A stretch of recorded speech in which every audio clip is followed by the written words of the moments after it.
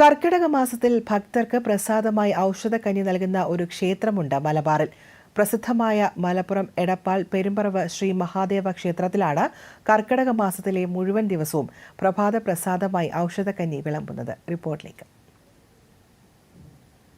കർക്കിടക മാസം ഭക്തിയും ആരോഗ്യ പരിപാലനവും സമം ചേരുന്ന പുണ്യമാസക്കാലമാണ്. അതുകൊണ്ട് തന്നെ എടപ്പാൾ പെരുമ്പറമ്പ് മഹാദേവ ക്ഷേത്രത്തിൽ ഭക്തർക്ക് കർക്കിടക മാസത്തിൽ പ്രസാദമായി നൽകുന്നത് ഔഷധക്കഞ്ഞിയാണ്. കഴിഞ്ഞ 3 വർഷമായി കർക്കിടക മാസത്തിലെ മുഴുവൻ ദിവസവും ഭക്തർക്ക് ഇവിടെ ഔഷധക്കഞ്ഞി വിതരണം ചെയ്യുന്നു. കർക്കിടകം 1 മുതൽ കർക്കിടക മാസം അവസാന ദിനം വരെ ക്ഷേത്രത്തിലെത്തുന്ന എല്ലാവർക്കും ഈ ഔഷധക്കഞ്ഞി ലഭിക്കും. പെരുമ്പറമ്പ് മഹാദേവ ക്ഷേത്ര മേൽശാന്തിയും മുൻ മാളികപ്പുറം മേൽശാന്തിയുമായ മനോജ് എമ്പ്രാന്തിരിയുടെ ആശയത്തിലാണ് ഔഷധക്കഞ്ഞി വിതരണം ആരംഭിച്ചത്. രാവിലെ 7:30 മുതൽ 9:30 വരെയാണ് വിതരണം. എല്ലാ ഭക്തജനങ്ങൾക്കും ഔഷധക്കഞ്ഞി നൽകി പോകുന്നുണ്ട്. അപൂർവങ്ങളിൽ അപൂർവം മാത്രം ഒരു ക്ഷേത്രത്തിൽ മാത്രമാണ് അത്രയും അധികം ദിവസങ്ങളിൽ ഔഷധക്കഞ്ഞി കൊടുക്കുന്നത്.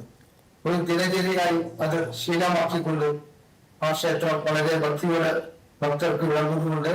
അത് വളരെ നിറഞ്ഞ മനസ്സാൽ ഭക്തർ സ്വീകരിക്കുന്നുണ്ട്. സ്വകാര്യ ആയുർവേദ ആശുപത്രിയുടെ സഹകരണത്തോടെയാണ് ദിവസവും 1000-ലധികം പേർക്ക് ഔഷധക്കഞ്ഞി ഒരുക്കുന്നത്.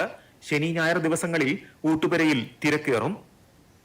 അവധി ദിവസങ്ങളിലൊക്കെ കൂടുതൽ ആളുണ്ടാവും.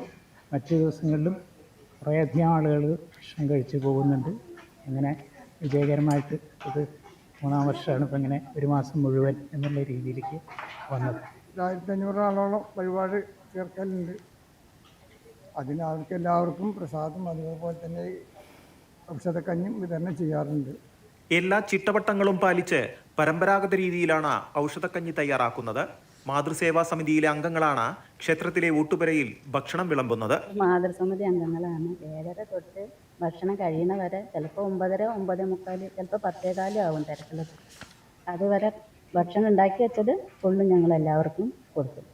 ദൂര സ്ഥലത്തു നിന്നൊക്കെ ആൾക്കാർ വരാറുണ്ട്. ദൂര സ്ഥലത്തു നിന്നൊക്കെ